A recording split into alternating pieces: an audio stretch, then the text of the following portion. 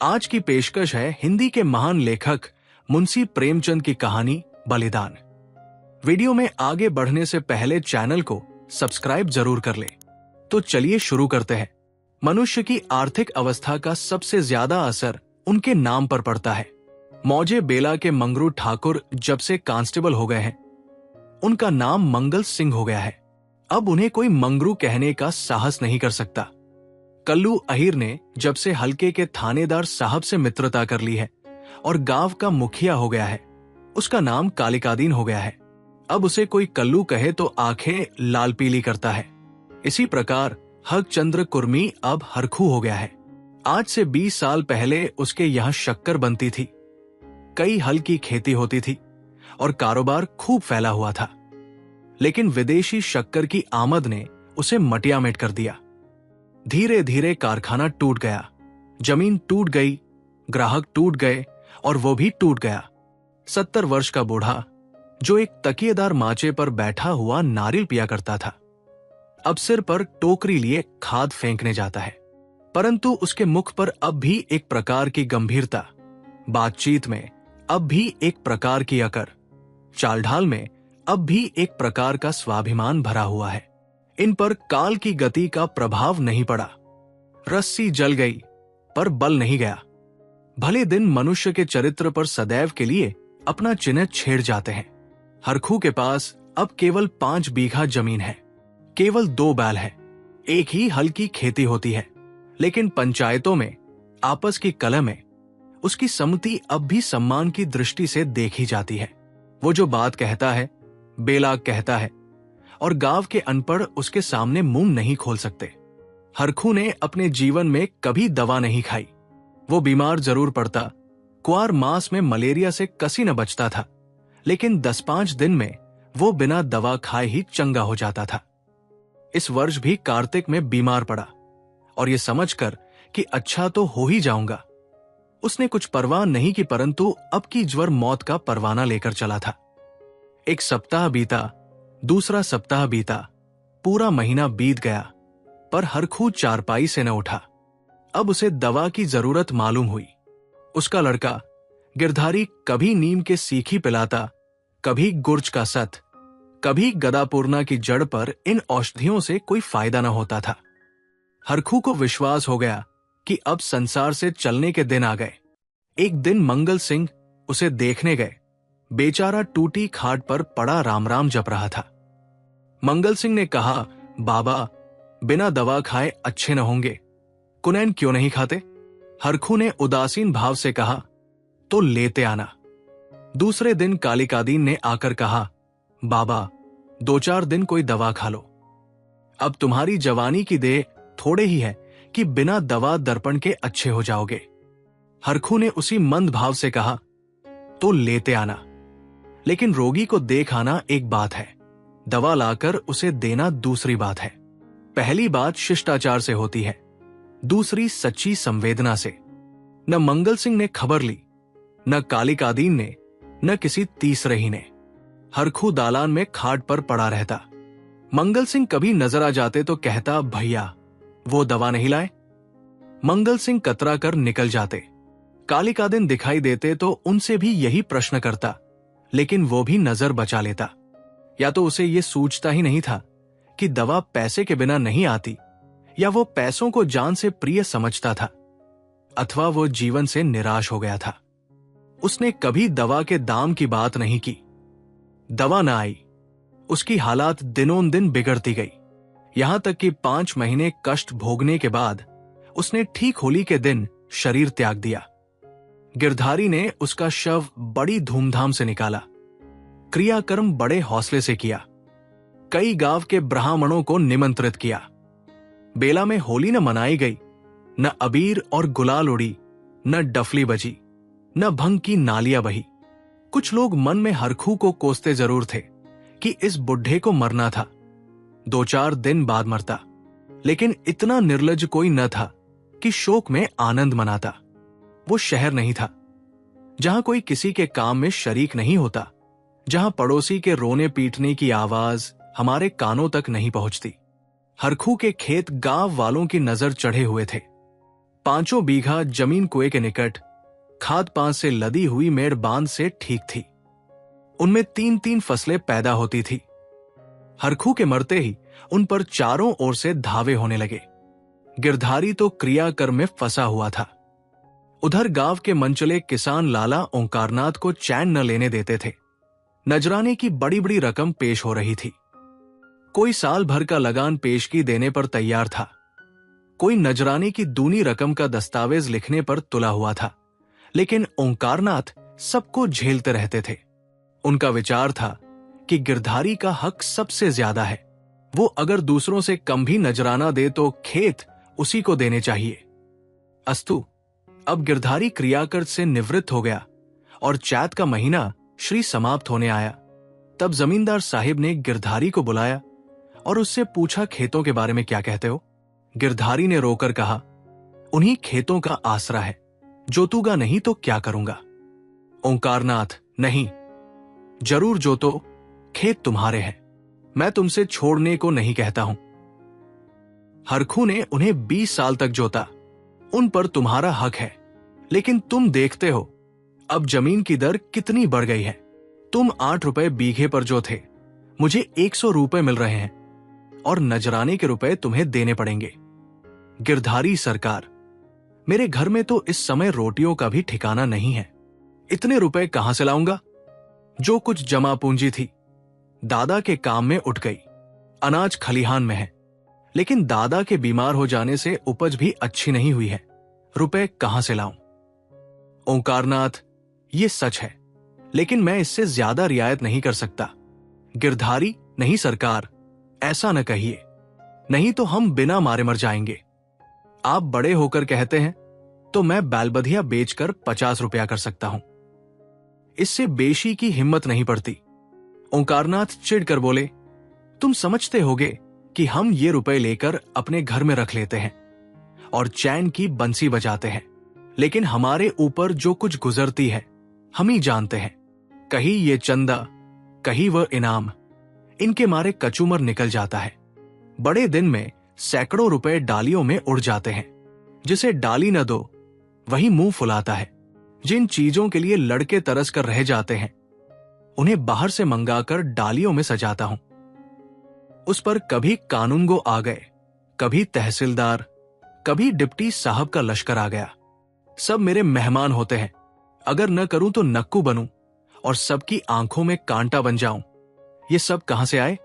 बस यही जी चाहता है कि छोड़कर निकल जाऊं।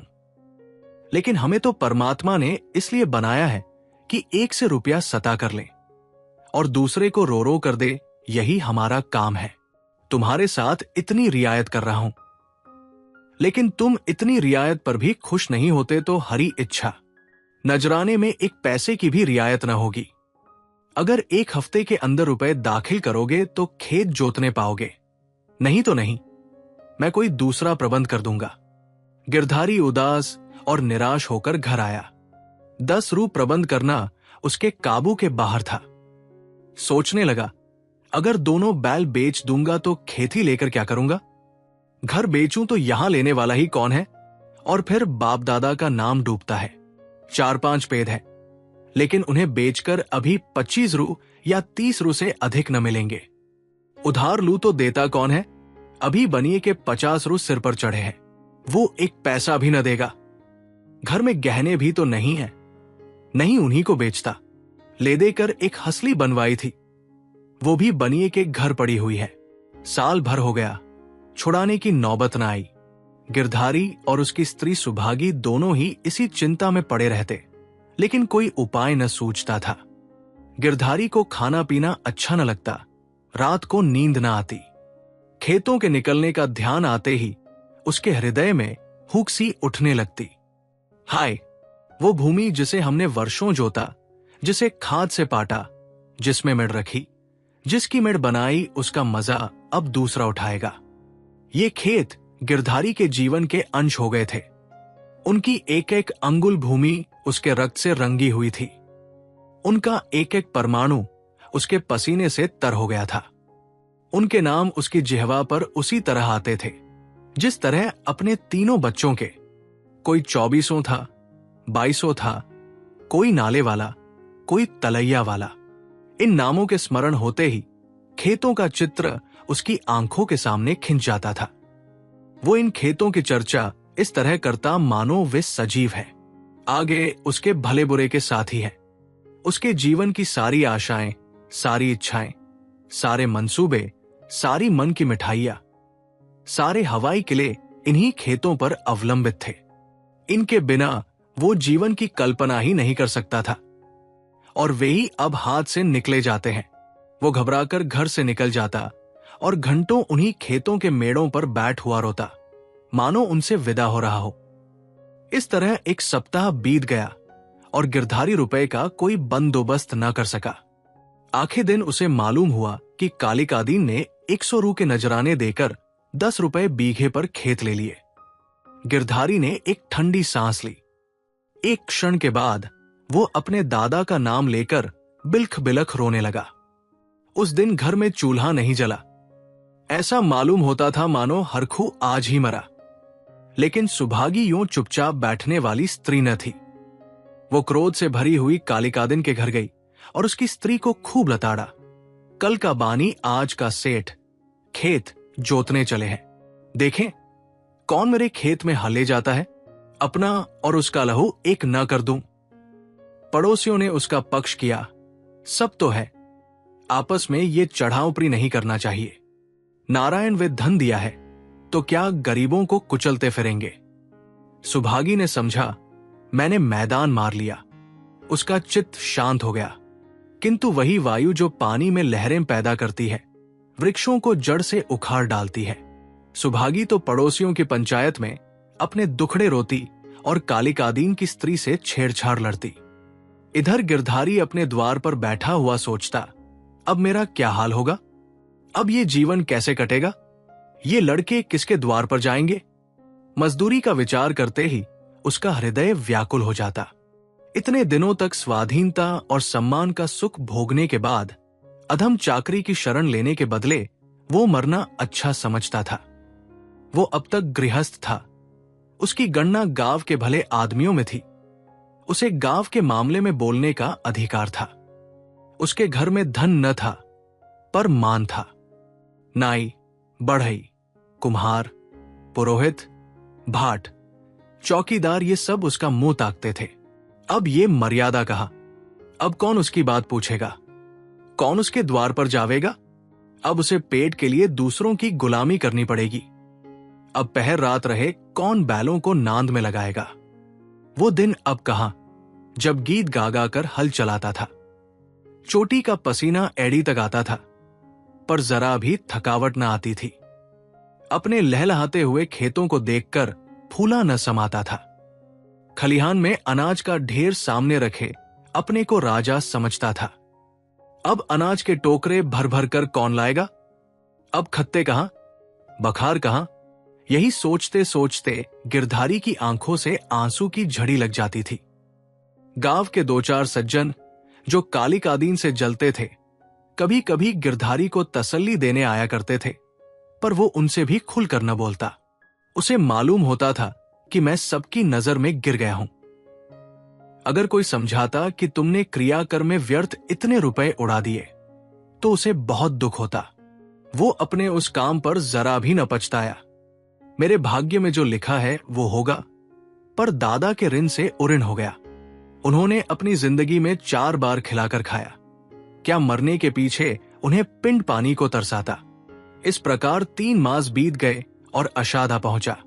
आकाश में घटाएं आई, पानी गिरा, किसान हलजुए ठीक करने लगे, बढ़ई हलों की मरम्मत करने लगा। गिरधारी पागल की तरह कभी घर के भीतर जाता, कभी बाहर आता, अपने हलों को निकाल निकाल देखता। इसकी मुठिया टूट गई है, इसकी फाल ढीली हो गई है, जुए में सैला नहीं है। ये देखते देखते वो एक क्षण अपने को भूल गया। दौड़ा हुआ बढ़ई के यहां गया और बोला, रज्जू, मेरे हल भी बिगड़े हुए हैं, चलो बना दो। रज्जू ने उसकी ओर करुणा भाव से देखा और अपना काम करने लगा। गिरधारी को होश आ गया, नींद से चौंक पड़ा, ग्लानि से उसका सिर झुक गया, आंखें भर आई, चुपचाप घर चला आया। गांव के चारों ओर हलचल मची हुई थी। कोई सन के बीज खोजता फिरता था, कोई जमींदार के चौपाल से धान के बीज लिए आता था। कहीं सलाह होती थी किस खेत में क्या बोना चाहिए, कहीं चर्चा होती थी कि पानी बहुत बरस गया, 2-4 दिन ठहर कर बोना चाहिए। गिरधारी ये बातें सुनता और जलहीन मछली की तरह तड़पता था।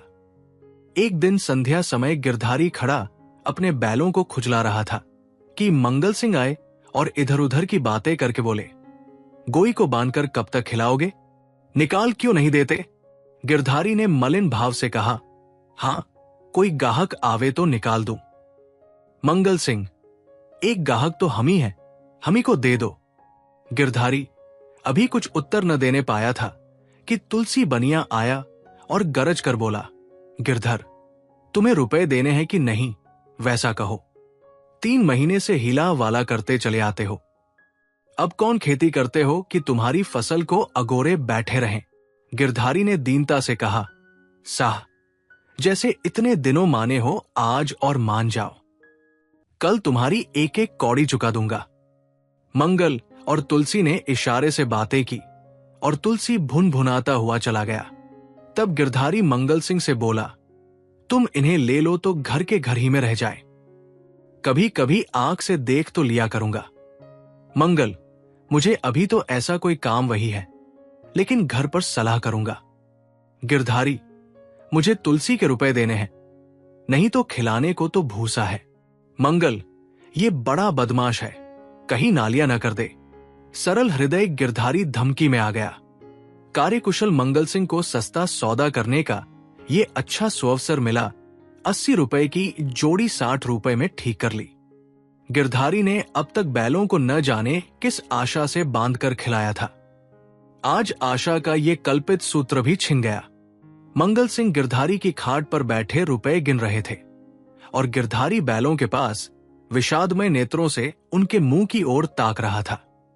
आह, ये मेरे खेतों के कमाने वाले, मेरे जीवन के आधार, मेरे अन्नदाता, मेरी मान मर्यादा की रक्षा करने वाले, जिनके लिए पहरी रात से उठकर छांटी काटता था, जिनके खलीदाने की चिंता अपने खाने से ज्यादा रहती थी, जिनके सिर सारा घर दिन भर हरियाली उखाड़ा करता था। ये मेरी आशा की 2 आंखें, मेरे इरादे के 2 तारे, मेरे अच्छे दिनों के 2 चिन्ह, मेरे 2 हाथ अब मुझसे विदा हो रहे हैं। अब मंगल सिंह ने रुपए गिनकर रख दिए और बैलों को ले चले। तब गिरधारी उनके कंधों पर सिर रखकर खूब छूट छू कर रोया, जैसे कन्या मायके से विदा होते समय माँ बाप के पैरों को नहीं छोड़ती। उसी तरह गिरधारी इन बैलों को न छेड़ता था। सुभागी भी दालान में खड़ी हो रही थी और छोटा लड़का मंगल सिंह को एक बांस की छड़ी से मार रहा था। रात को गिरधारी ने कुछ नहीं खाया, चारपाई पर पड़ा रहा। प्रातःकाल सुभागी चिलम भर के ले गई तो वो चारपाई पर न था। उसने समझा कहीं गए होंगे, लेकिन जब 2-3 घड़ी दिन चढ़ आया और वो न लौटा तो उसने रोना धोना शुरू कर किया। गांव के लोग जमा हो गए, चारों ओर खोज होने लगी, पर गिरधारी का पता न चला। संध्या हो गई, अंधेरा छा रहा था। सुभागी ने दिया जलाकर गिरधारी के सिरहाने रख दिया था और बैठी द्वार की ओर ताक रही थी कि सहसा उसे पैरों की आहट मालूम हुई। सुभागी का हृदय धड़क उठा। वो दौड़कर बाहर आई और इधर उधर ताकने लगी। उसने देखा कि गिरधारी बैलों की नाद के पास सिर झुकाए खड़ा है। सुभागी बोल उठी, घर आओ, वहां खड़े क्या कर रहे हो? आज सारे दिन कहाँ रहे? ये कहते हुए वो गिरधारी की ओर चली। गिरधारी ने कुछ उत्तर न दिया। वो पीछे हटने लगा और थोड़ी दूर जाकर गायब हो गया। सुभागी चिल्लाई और मूर्छित होकर गिर पड़ी। दूसरे दिन कालिकादीन हल लेकर खेत पर पहुंचे। अभी कुछ अंधेरा था। बैलों को हल में लगा रहे थे कि यकायक उन्होंने देखा कि गिरधारी खेत की मेड़ पर खड़ा है। वही मिर्जई, वही पगड़ी, वही सोंटा। कालिकादीन ने कहा, अरे गिरधारी, मर्दे आदमी, तुम यहां खड़े हो। और बेचारी सुभागी हैरान हो रही है, कहां से आ रहे हो? ये कहते हुए बैलों को छोड़कर गिरधारी की ओर चले। गिरधारी पीछे हटने लगा और पीछे वाले कुएं में कूद पड़ा। कालिकादीन ने चीख मारी और हलबैल वहां छोड़कर भागा। सारे गांव में शोर मच गया और लोग नाना प्रकार की कल्पनाएं करने लगे। कालिकादीन को गिरधारी वाले खेतों में जाने की हिम्मत न पड़ी। 6 महीने बीत चुके हैं। उसका बड़ा लड़का अब एक ईंट के भट्ठे पर काम करता है और 20 रुपए महीना घर लाता है। अब वो कमीज और अंग्रेजी जूता पहनता है। घर में दोनों जून तरकारी पकती है और जौ के बदले गेहूं खाया जाता है। लेकिन गांव में उसका कुछ भी आदर नहीं। वो अब मजूरा है। सुभागी अब पराये गांव में आए हुए कुत्ते की भांति दबकती फिरती है। अब पंचायत में नहीं बैठती। वो अब मजूर की मां है। कालिकादीन ने गिरधारी के खेतों से इस्तीफा दे दिया है, क्योंकि गिरधारी अभी तक अपने खेतों के चारों तरफ मंडराया करता है। अंधेरा होते ही वो मेड़ पर आकर बैठ जाता है और कभी कभी रात को उधर से उसके रोने की आवाज सुनाई देती है। वो किसी से बोलता नहीं, किसी को छेड़ता नहीं। उसे केवल अपने खेतों को देखकर संतोष होता है। दिया जलने के बाद उधर से रास्ता बंद हो जाता है।